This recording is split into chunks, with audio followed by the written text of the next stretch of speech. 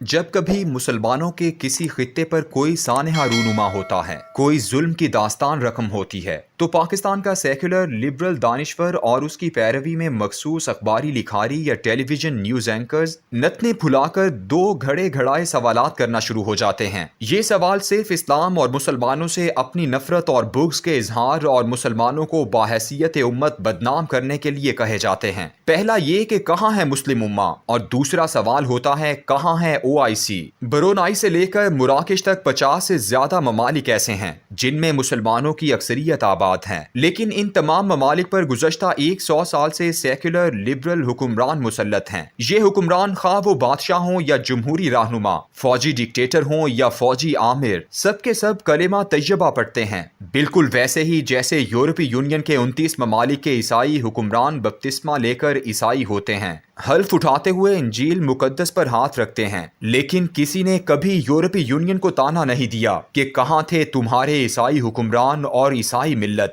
جب آرمینیا کے عیسائی مسلمانوں سے لڑ رہے تھے۔ مسلمان حکمرانوں کا یورپی ممالک کے حکمرانوں میں سے کسی بھی سیکولر لبرل حکمران سے موازنہ کر لیں، آپ کو دونوں اپنی طرز زندگی میں مختلف نظر نہیں آئیں گے۔ بے نظیر نواز شریف، زرداری، مشرف اور عمران خان کی زندگیوں کو لے لیں، اور جرمنی کی اینجلا مرکل، فرانس کے میکرون، برطانیہ کے بورس جانسن اور اسپین کے جنرل فرانکو، ان کی بود و باش کا مطالعہ کر لیں۔ آپ ان کے نام بدل دیں، مذہب تبدیل کر دیں، آپ کو ان کی باقی تمام طرز زندگی، اخلاقیات، معاشرت اور معاشیات، غرض خاندانی زندگی، کسی میں بھی فرق نظر نہیں آئے گا۔ 50 سے زیادہ وہ ممالک جہاں مسلمان اکثریت سے رہتے ہوں، ان کے آئین، وہاں نافذ قوانین، معیشت میں سودی بینکاری کی بالادستی، نظام تعلیم کی سیکولر بنیادیں، اللہ کی بجائے انسانوں کی حاکمیت، خواہ ڈکٹیٹرشپ کے ذریعے ہو یا الیکشن کے ذریعے، ان تمام معاملات میں بھی ان میں اور یورپ کے دیگر ممالک میں کوئی فرق نظر نہیں آئے گا۔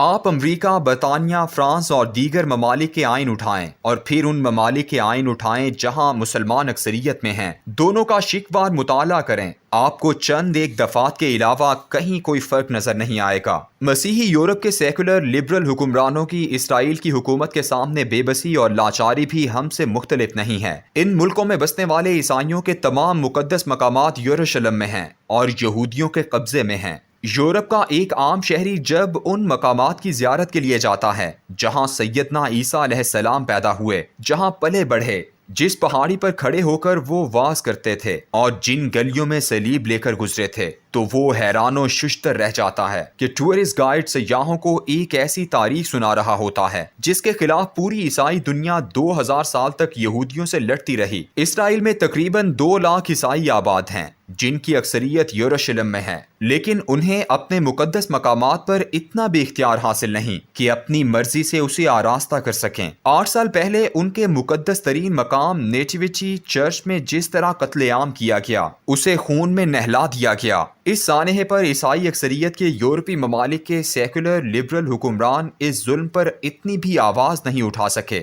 جتنی مسلمان اکثریتی ممالک کے سیکولر لبرل حکمران آج اٹھا رہے ہیں۔ اسی طرح جب کشمیر، فلسطین، روہنگیا وغیرہ میں مسلمانوں پر ظلم ہوتا ہے تو سیکولر لبرل گروہ ایک اور تانا دیتا ہے، کہاں ہے اسلامی کانفرنس؟ دنیا میں اسلامی کانفرنس کی طرح کی لاتعداد علاقائی تنظیمیں موجود ہیں، اور یہ سب کی سب اسلامی کانفرنس کی طرح ہی مردہ اور بیکار ہیں۔ ان میں کئی علاقائی تنظیموں کا پاکستان رکن بھی ہے۔ کبھی کسی نے سوال اٹھایا کہ سارٹ میں جس کے ممبران بھارت اور پاکستان ہیں، وہ کشمیر میں ظلم کیوں نہیں رکواتی؟ افریقن یونین اس وقت کہاں تھیں جب اس کے صدر قذافی کے ملک پر ظلم ہو رہا تھا؟ یورپی یونین بوسنیا میں 10 سال مسلمانوں کا قتل عام دیکھتی رہی۔ آرگنائزیشن آف امریکن اسٹیٹس چلی سے لے کر گریناڈا تک امریکہ کی جارحیت برداشت کرتی رہی، اور شنگھائی کارپوریشن میں بھی تو بھارت اور پاکستان دونوں شامل ہیں، وہ کشمیر میں ظلم کیوں نہیں رکواتی؟ ان تمام تنظیموں سے سوال اس لیے نہیں کیا جاتا کیونکہ یہ اپنے وجود کے اعتبار سے بھی سیکولر ہیں اور نام کے اعتبار سے بھی۔ آج اگر اسلامی کانفرنس کا نام بدل کر تنظیم برائے شمالی افریقہ، مشرق وسطیٰ، جنوبی ایشیا اور مشرق بعید رکھ دیا جائے تو ہر سیکولر لبرل دانشور ٹھنڈا ہو کر بیٹھ جائے گا۔ اس سیکولر لبرل گروہ کی ایک اور منافقت بھی ہے، یہ فلسطین اور کشمیر پر صرف تانا دینے کے لیے امت کا نام لیتا ہے،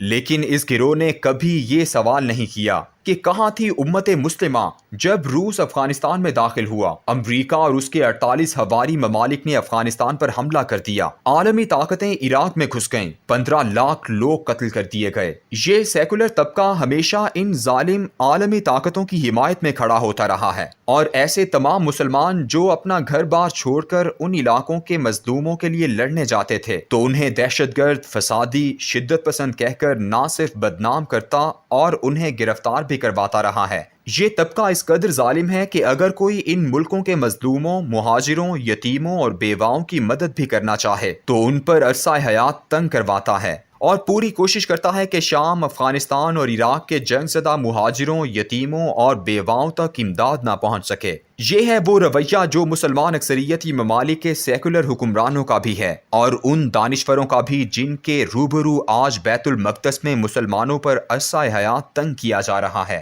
رمضان میں ان پر فائرنگ ہوئی، اور اب اس وقت اسرائیل اور فلسطینی آبادی کے درمیان جنگ جاری ہے۔ فلسطینی مسلمان گزشتہ 70 سال سے یہ جنگ لڑتے چلے آ رہے ہیں۔ ان 70 سالوں میں کم از کم 50 سال فلسطینیوں کی یہ جنگ صرف ایک قوم پرست جنگ کے طور پر لڑی، جس میں جارج بش جیسے عیسائی رہنما بھی شریک تھے، لیکن مسلمان اکثریتی ممالک کے سیکولر حکمرانوں نے اس وقت بھی ان کا کھل کر ساتھ نہیں دیا تھا، کیونکہ یہ حکمران امریکہ اور سوویت یونین کی جھولیوں میں بیٹھے مصلحت کی نیند سو رہے تھے، اور آج بھی ان کا یہی عالم ہے۔ برونائی سے لے کر مراکش تک اس مسلم اکثریتی علاقے کے پاس کم از کم نصف کروڑ مسلح افواج ہیں اور 150 کے لگ بھگ ایٹم بم ہیں۔ اس کے علاوہ 1.5 ارب مسلمان ایسے ہیں جن کی اکثریت جذبہ جہاد سے سرشار ہے۔ اس صورت میں تانا زن سیکولر لبرل گروہوں سے میری ایک درخواست ہے، آپ ان تمام مسلم اکثریتی ممالک کے سیکولر حکمرانوں سے کہیں کہ وہ ایک اعلان کر دیں کہ جس کسی نے بھی فلسطین جا کر اسرائیل سے لڑنا ہے اس کے لیے تمام بارڈرز کھلے ہیں، حکومت کوئی رکاوٹ نہیں ڈالے گی، بلکہ انہیں تمام ممالک راستہ دیں گے۔ میرا دعویٰ ہے کہ صرف ایک دن میں اس مسلم امہ کا وہ چہرہ نظر آ جائے گا جو ہر مسلمان کے دل میں دھڑکتا ہے، جس کے بارے میں رسول اکرم صلی اللہ علیہ وآلہ وسلم نے فرمایا، مسلمان جسد واحد ہیں، ایک عضو کو تکلیف ہو دوسرا تڑپنے لگ جاتا ہے۔